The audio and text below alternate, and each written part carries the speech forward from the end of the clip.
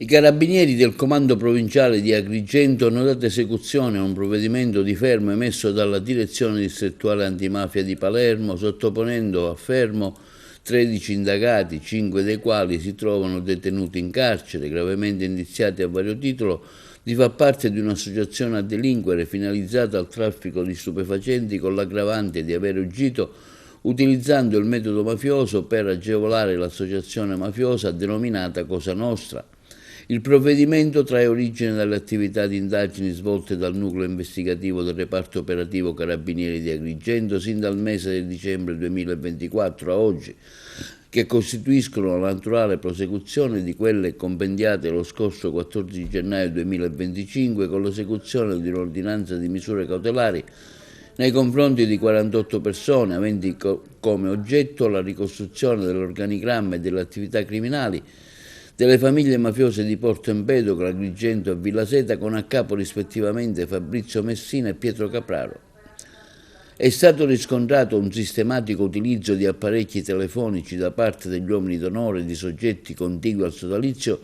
durante i rispettivi periodi di detenzione, lasciandone in tal modo inalterate le capacità di comando e consentendo loro di mantenere i contatti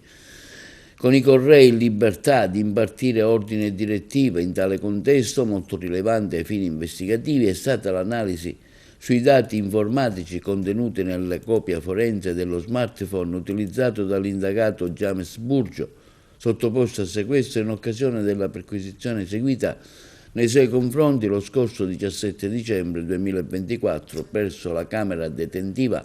all'interno del carcere di Augusta, dove al momento si trovava recluso.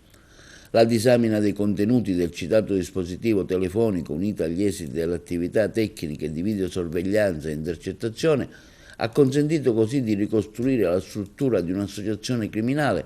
dedita al traffico di sostanze stupefacenti, tipo cocaina e hashish, al cui vertice vi è anzitutto proprio James Burgio,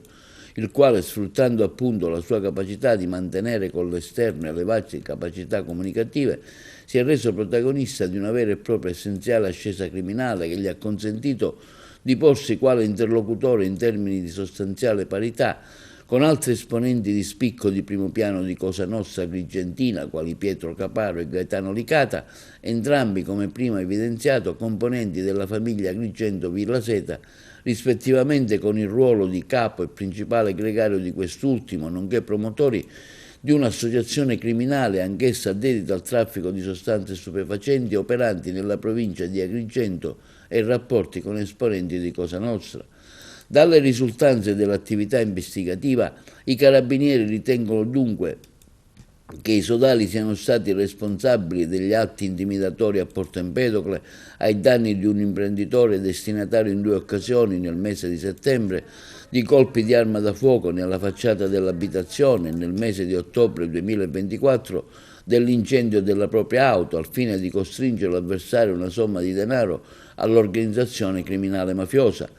dell'incendio di un'autovettura a Porto Empedocle nel mese di novembre 2024 con lo scopo di far desistere il proprietario di continuare a spacciare senza la loro autorizzazione, di colpi di arma da fuoco nel mese di dicembre 2024 nei confronti di un'abitazione di Porto Empedocle al fine di indurre il proprietario a saldare un debito derivante da una fornitura di droga, dell'esplosione nel mese di dicembre 2024 di svariati colpi di arma da fuoco ai danni di una rivendita di frutta e verdura presso il campo sportivo di Agrigento, dell'incendio di un'autovettura a Porto Empedocle nel mese di ottobre 2024 a causa di diverbi con uno dei criminali, con il proprietario, dell'esplosione nel mese di dicembre 2024 di colpi di arma da fuoco a scopo intimidatorio ai danni di un'autovettura a Raffadali, dell'esplosione nel mese di dicembre 2024 di diversi colpi di arma da fuoco alla Saracinesca di un esercizio commerciale a Porto Empedocle. È emersa quindi un'ampissima disponibilità di armi, anche da guerra, in capo ai sodali che utilizzavano per compiere gli atti intimidatori descritti, in particolare negli atti intimidatori rispettivamente nel mese di dicembre 2024 ai danni della rivendita di frutta e verdura di Agrigento e nello scorso mese di giugno ai danni del panificio di Porto Empedocle, venivano esplosi a raffica svariati colpi utilizzando un fucile mitragliatore AK-47, meglio noto come Kalashnikov, Ultimate le formalità di rito, tutti i fermati sono stati tradotti presso le case circondariali di Agrigento, Sciacca e Caltanissetta.